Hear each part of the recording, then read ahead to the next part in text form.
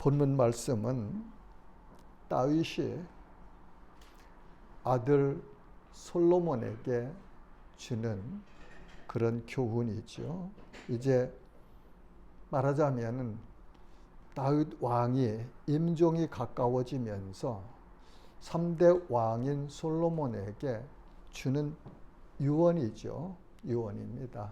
그래서 아들아 명심해라. 아들아 명심해라 하면서 주는 자기 삶을 통해서 삶 가운데 역사하셨던 하나님, 그리고 그 고난의 역경 가운데서 지켜주신 하나님, 그 하나님을 의지하고 살았던 자기 인생을 아주 농축해서 정리해서 핵심적인 교훈을 주는 메시지가 아닐까, 저는 그렇게 생각해요. 이 말씀은 저도 우리 아들 대학 보낼 때, 집에서 이제 캠퍼스로 떠나보낼 때 함께 예배드리면서 묵상했던 말씀이네요. 자, 우린 이제 다윗이 아들 솔로몬에게 유언을 하는데, 그 아들에게 유언을 말하는 다윗은 어떤 사람인가 좀 살펴보고 싶어요. 다윗은 베들레헴 사람 이새의 8번째 아들로 사무엘을 통하여 하나님께서 이스라엘 왕으로 기름 부음을 받았습니다. 그는 어린 나이에 믿음으로 블레셋 장군 골리앗을 물리치기도 했습니다.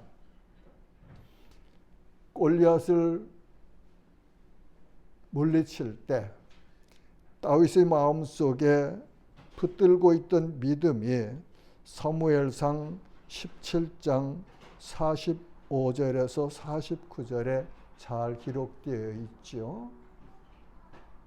이스라엘의 그 전쟁터에 나와 있던 모든 장수와 모든 군인들이 두려워 떨고 있을 때 어린 목동이었던 다윗이 제구와 물맷돌 5개를 가지고 골리앗을 향해서 가면서 할례받지 못한, 말하자면 이방민족이란 말이죠. 이방민족인 내가 여호와 하나님의 이름을 망령되이 그렇게 부르며 하나님의 영광을 회방하느냐? 너는 기운과 또 장비와 이 땅에 있는 모든 것을 가지고 나오지만 나는 여호와 하나님을 믿는 믿음을 가지고 내게로 가노라 하면서 물맷돌 하나를 던져서 골리앗의 이마에 적중하여서 맞춤으로 그 골리앗이 무너졌던 것을 우리는 압니다. 그러면서 다윗이 하는 말이, 전쟁은 여호와께 있나니. 네. 우리 앞에 당하는 모든 어려운 일들 하나님께 맡기세요. 그것이 믿음 아닙니까?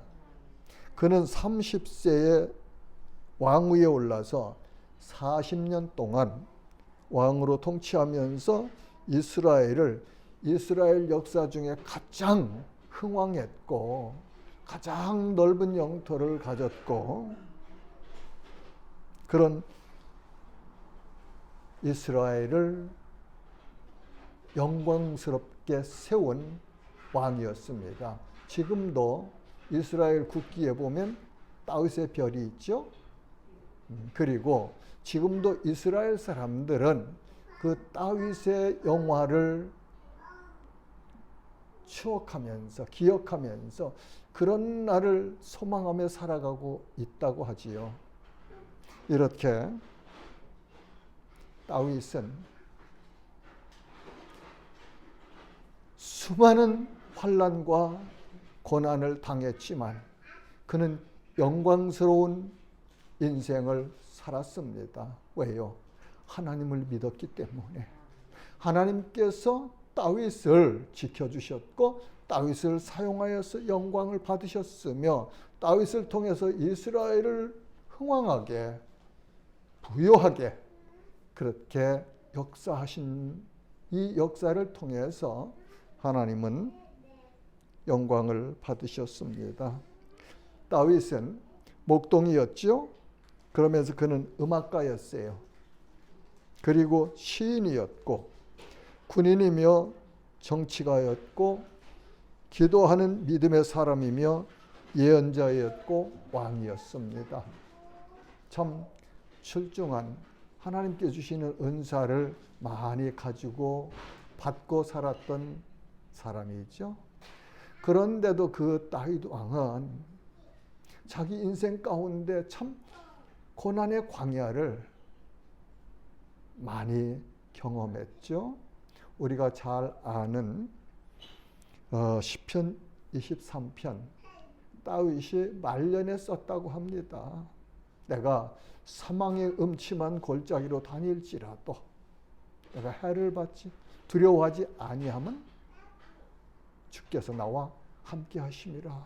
그것이 자기 자신의 삶에서 역사하셨던 여호와 하나님을 회상하면서 그 하나님께서 나를 이렇게 그 수많은 사망의 음침한 길에서 골짜기에서 동행하셨고 지켜주셨고 보호해 주셨다는 그런 고백이기도 하죠. 시편 우리에게 주신 시편이 150편이에요. 그 150편 중에 거의 약 반이나 되는 73편을 다윗이 썼다고 그래요. 다윗은 왕으로 재임하는 동안 우리아의 아내 밧세바를 간음한 일과 자기 죄악을 숨기려고 그의 남편인 충성된 장군이었던 햇사람 우리아를 전쟁터에서 총사령관인 요압에게 편지를 써 보냅니다. 이 우리아 전쟁터에 성에 가장 가까이 앞에 내보내서 말하자면 저기 성위에서 성벽에서 쏘는 화살에 맞아 죽게 해라. 사주했죠. 말하자면 자기 범죄한 것을 하나님 앞에 회개하지 아니하고 숨기려고 자기에게 그렇게 충성한 장군을 죽도록 전쟁터에서 죽도록 사주한 얼룩진 기록도 있습니다. 그로 인해서 엄청난 시련을 많이 받죠. 하나님은 다윗을 그렇게 사랑하셨는데도 다윗이 범죄한 것을 그냥 묵과하지 아니하시고 넘어가지 아니하시고 그 악을 물으십니다. 그렇다고 다윗을 버리셨느냐? 그건 아니에요. 우리들도 살아가면서 하나님께서 우리를 다윗처럼 그렇게 사랑하십니다. 그런데 고의적으로 알면서 하나님 앞에 범죄하면 하나님께서 우리를 징계하신다고 나는 믿어요. 그건 뭡니까? 하나님께서 우리를 사랑하신다는 증거죠. 너 이렇게 하면 망해. 내가 이렇게 하면 내 대적인 하나님의 대적인 사탄이 기뻐하고 조롱해. 너 다시는 이렇게 하지 마. 뼛속에 마음속에 심장 속에 기억하고 살아라 하시면서 징계를 하신다. 나는 그것이 하나님께서 우리를 사랑하시는 사랑의 증거다. 그렇게 해석합니다. 우리가 일반적으로 가지고 있는 사고는 사랑한다면 좋은 것, 잘못해도 눈 감고 넘어가는 것. 하나님은 그런 하나님이 아니세요. 하나님은 공의로우신 분이에요. 하나님의 속성은 사랑과 공의가 함께 공존하시는 그런 하나님이세요. 그러니까 그 하나님은 우리가 믿을 수 있는 하나님이시죠. 다윗은 여호와의 성전을 건축하기를 사모했어요. 자기는 좋은 궁궐에 살고 있는데 여호와의 궤는 회막 중에 계시니 내가 여호와의 궤를 모실 수 있는 성전을 건축하고 싶다고 나단에게 소원을 말했죠. 하나님께서 허락지 않으셨어요. 너는 전쟁터에서 손에 피를 많이 묻혔기 때문에 내 손으로 건축하지 말고 내 아들을 통해서 내가 허락할 것이다. 그래서 다윗은 솔로몬 왕이 건축할 수 있는 토지를 준비했고, 그리고 또한 모든 건축 재료들을 풍성하게 준비해 두었고 아들에게 그렇게 물려준 사람이죠. 이 사람은 하나님께서 하나님의 마음에 합한 사람이라고 하십니다. 사도행전 13장 22절에서 23절 보면 다윗을 왕으로 세우시고 증언하여 이르시되 내가 이새의 아들 다윗을 만나니 내 마음에 맞는 사람이라 내 뜻을 다 이루리라 하시더니 하나님이 약속하신 대로 이 사람의 후손에서 이스라엘을 위하여 구주를 세우셨으니 곧 예수라. 하나님께서 사랑하셨던 사람, 하나님의 마음에 합한 사람이라고 인정했던 사람, 하나님을 사랑하는 특심이 있었던 그 다윗을 통해서 다윗의 가문에서 우리의 구주 예수 그리스도가 나셨지요. 다윗은 70세에 하나님의 부르심을 받고 이 땅을 떠나갑니다. 2장 10절과 11절에 보면은 다윗이 그의 조상들과 함께 누워 다윗 성에 장사되니 다윗이 이스라엘 왕이 된 지 40년이라 헤브론에서 7년 동안 다스렸고 예루살렘에서 33년 동안 다스렸더라. 40년 동안 왕으로 재임했던 다윗이 30세에 왕이 됐고 40년을 재위했으니까 70세인데 지금 이제 하나님께서 부르실 때가 임박해서 아들에게 주는 예언입니다. 자, 이렇게 하나님께 사랑하시던 다윗도 돌아갔지요. 어디로요? 하나님 품으로요. 이 세상에 태어난 모든 사람들은 예외 없이 떠나갑니다. 저는 이 말씀을 상고하면서 내가 그렇게 친했고 같이 살았던 이웃들, 동역자들도 있고 친구들도 있고 부모님 또 친척들, 선배들, 먼저 떠나신 분들을 가끔씩 생각합니다.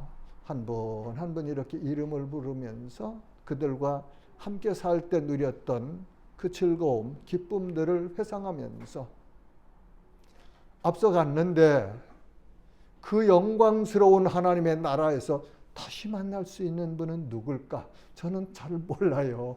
저는 정확히는 몰라요. 그러면서 사모함이 있죠.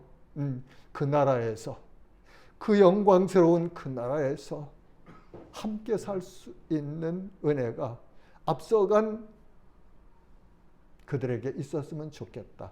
그 마음은 여러분들과 저 사이에 있는 또 제가 소망하는 동일한 마음이기도 해요.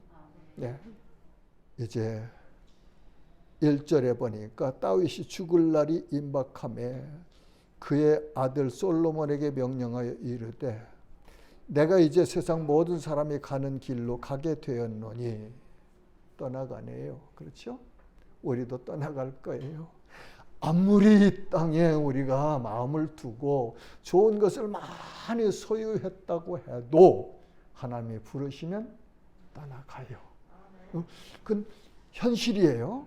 우리가 당한 현실이에요. 피할 수 없는 현실이에요. 이 현실을 정확하게 이해하고 그 현실에 맞게 살아가는 것이 지혜 아니겠습니까? 예.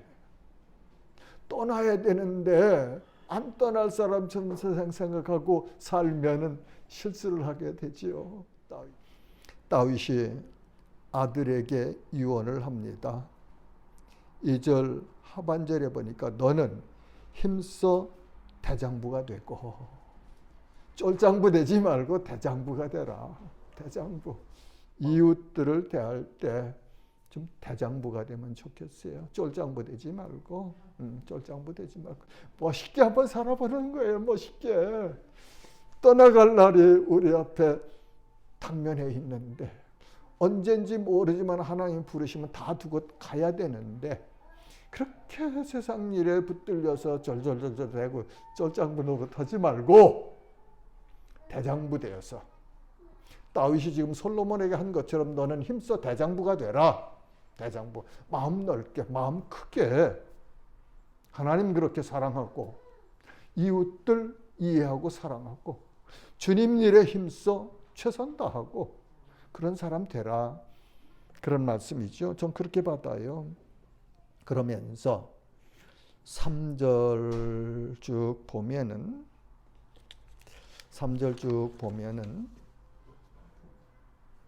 하나님 말씀 행하고 지켜라.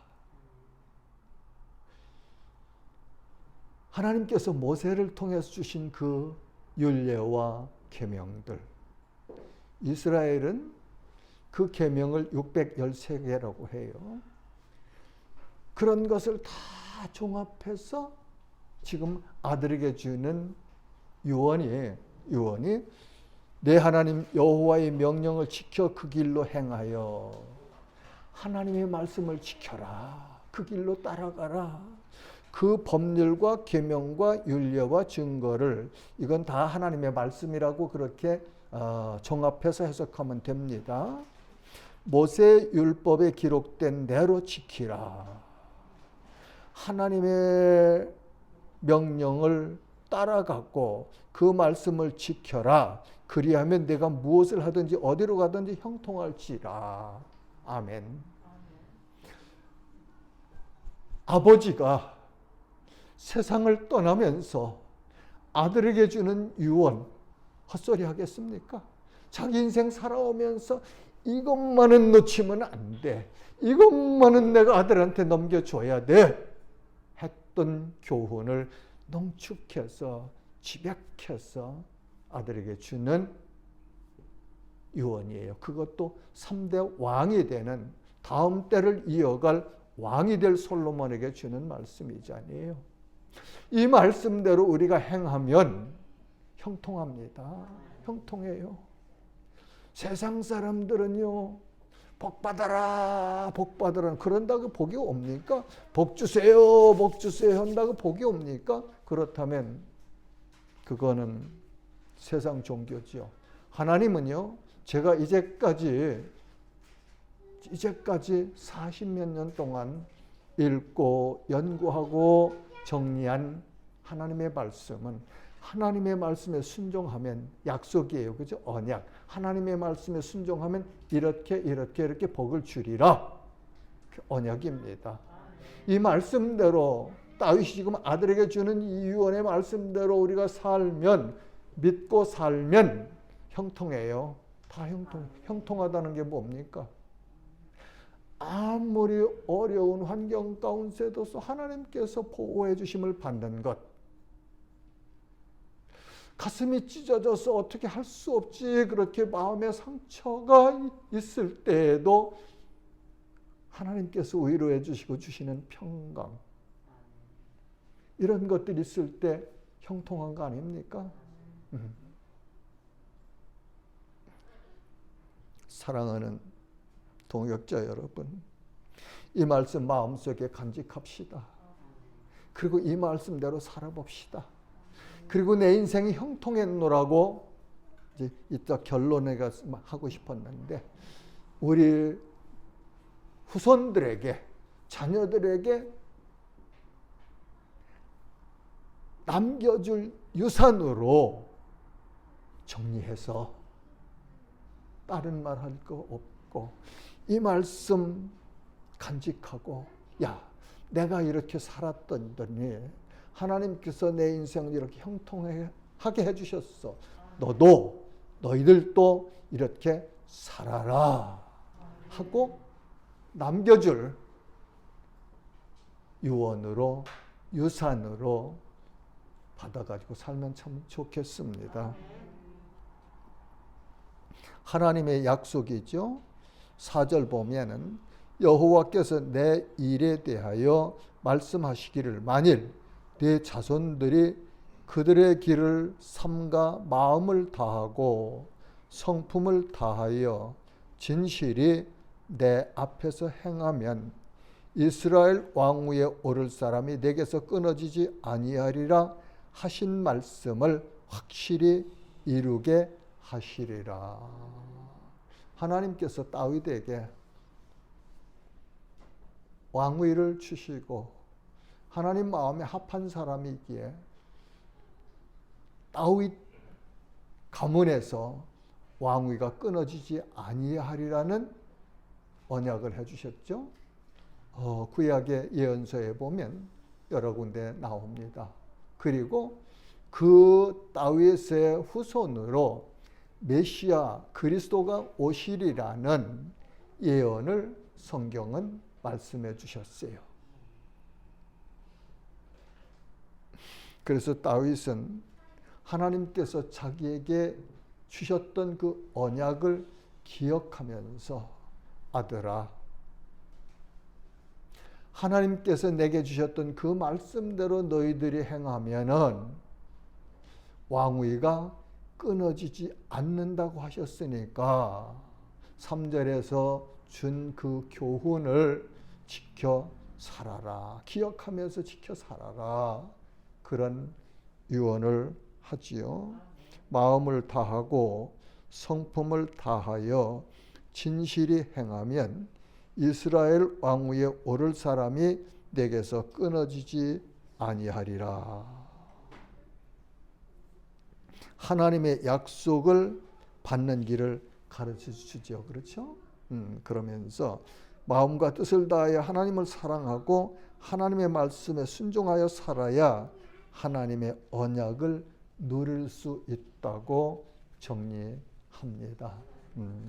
하나님은 다윗의 족보에서 메시아로 오실 예수 그리스도가 나실 것을 예언하셨죠. 그리고 그 언약을, 그 예언을, 그 약속을 이루신 증거가 마태복음 1장 1절과 5절 6절에 보면 아브라함과 다윗의 자손 예수 그리스도의 계보라. 1절이 그렇게 말씀하고 있죠. 그리고 살몬은 라합에게서 보아스를 낳고 보아스는 룻에게서 오벳을 낳고 오벳은 이새를 낳고 이새는 다윗 왕을 낳으니라. 이 라합은 여리고 성의 기생이었어요. 룻은 모압 땅의 이방 여인이었어요. 그 이스라엘 사람들이 인정하지 않는 그런 존재였지만 여호와 하나님을 믿었고 그로 인해서 이스라엘 남편들을 맞은 라합과 룻이 예수님의 족보에 기록되는 엄청난 역사를 우리가 볼 수 있잖아요. 사랑하는 우리 권사님들, 집사님들, 자매님들, 여러분들 삶을 통해서 우리의 자녀손들이 잘 될 수도 있고 안 될 수도 있어요. 왜요? 앞서 가시는 부모의 등을 보면서 배우는 것이 자녀 교육이라고 하대요. 어머니가 믿고 어머니가 행하고 어머니가 가르쳐 주신 것, 그것이 자녀들의 인생을 좌우한대요. 그래서 이스라엘은 아버지가 이방 사람일지라도 어머니가 이스라엘이면 국적을, 시민권을 줍니다. 아버지가 이스라엘인이고 어머니가 이방 여인이면 안 돼요. 그것만큼 어머니의 교육이 우리 자녀들에게 엄청난 영향을 미친다는 사실을 알 수 있잖아요. 디모데도 그렇잖아요. 외할머니, 어머니, 로이스와 유니게. 그 외할머니와 어머니 밑에서 여호와 하나님을 어떻게 섬겨야 되는지를 배웠고, 바울과 바나바가 1차 전도 여행 때 아마 예수님을 영접했을 거예요. 그 후로 디모데는 칭찬받는 사람이었고, 그리고 바울의 영적 아들이 되었고 동역자가 되어서 에베소 교회의 목회자로 그렇게 충성했던 것을 우리는 압니다. 사랑하는 자매님 여러분들, 여러분들의 삶을 통해서 여러분들의 자녀들이 복을 받을 수도 있고 못 받을 수 있다는 사실을 명심하세요. 중요합니다. 중요한 원리예요. 그래서 잠언 31장 마지막 절에 가보면 한번 봅시다. 보면 더 좋아요. 잠언 31장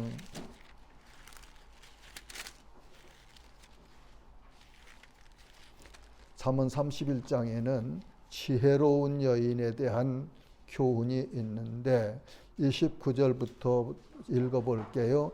덕행 있는 여자가 많으나 그대는 모든 여자보다 뛰어나다 하느니라. 고운 것도 거짓되고 아름다운 것도 헛되나 오직 여호와를 경외하는 여자는 칭찬을 받을 것이라. 그 손의 열매가 그에게로 돌아갈 것이요 그 행한 일로 말미암아 성문에서 칭찬을 받으리라. 이 말씀은요, 베드로서 신서를 쓰면서 인용해서 우리에게 가르치신 내용이에요.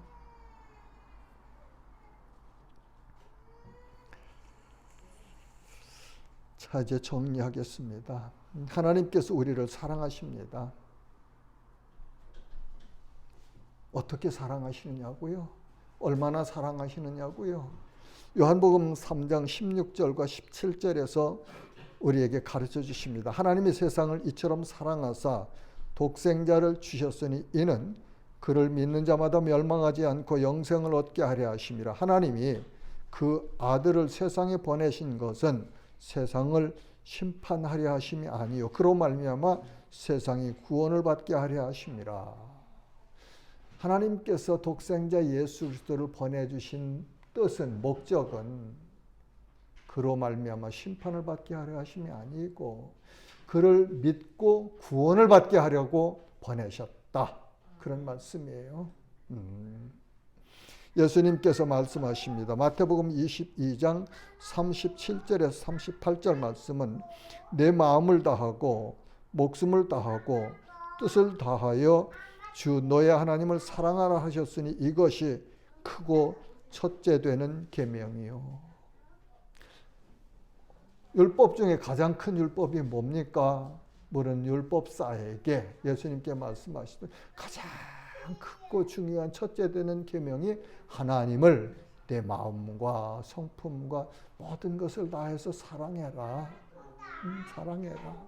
사랑하는 우리 지체 여러분, 세상 것 다 잃어버릴지라도 하나님을 사랑하는 마음 변치 마시고 잊지 마시고 꼭 붙들고 삽시다.